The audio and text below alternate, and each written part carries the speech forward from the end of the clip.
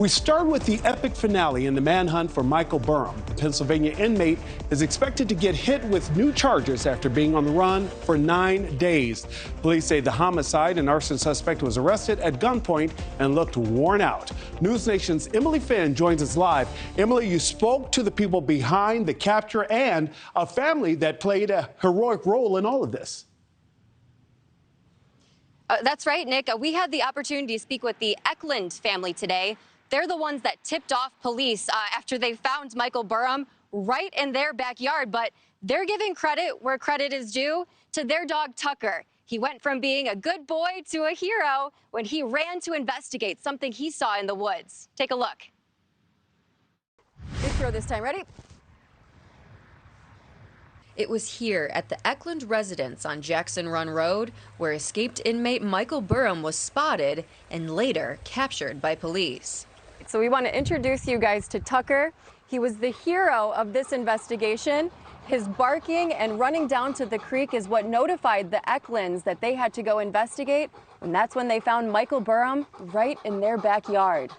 Tucker's unusual behavior prompted Ron and Cindy Ecklund to take a look at who was lurking in the woods behind their home. Well, he took off running for the creek.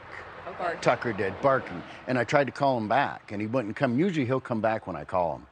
That's when they came face to face with Burham, shirtless and dirty from spending 9 days on the run. They recognized him immediately from seeing his face on the news and from photos of his tattoos released by police.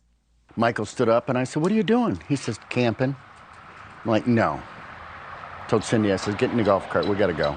About 2 hours later, Burham was back in police custody. Which I think is very quick, considering the amount of manpower and dogs and helicopters and all of that. I thought that was very quick, that they did a good job. Lieutenant Colonel George Bivens with the Pennsylvania State Police said Burham looked worn out when they captured him. In some respects, he may have been relieved that it was over as well. Burham will be facing additional charges for his most recent escape, but the specifics are still to be determined. At the time of his escape just over a week ago, Burham was being held on arson, kidnapping, and burglary in Pennsylvania. He's also the prime suspect in murder and rape cases across the New York border in Jamestown. To make his escape, he climbed up on exercise equipment and descended from the jail's roof before fleeing to the more than 500,000 acres of the Allegheny National Forest. The manhunt to track him down was massive, with officials from federal, state, and local agencies all participating. Bivens thanked everyone involved in the search for their efforts. We had a relatively short but successful outcome. I know 9 days doesn't seem all that short, but again, compared to some others that we've done, it's not bad. We'll take it, and again, we're just happy that it turned out the way that it did. And Nick, we're here in front of the Warren County Jail tonight where Burham made his big escape last week. He's in custody right now at the Erie County Prison, and there's some debate about where he's going to be moved afterwards. Some are concerned about bringing him back to this prison, or to this jail, because we know that this is where he escaped from. But we will see. We're going to have that answer of where they're going to be moving him after his arraignment, and we know that his arraignment is going to be coming in a couple of days here, Nick.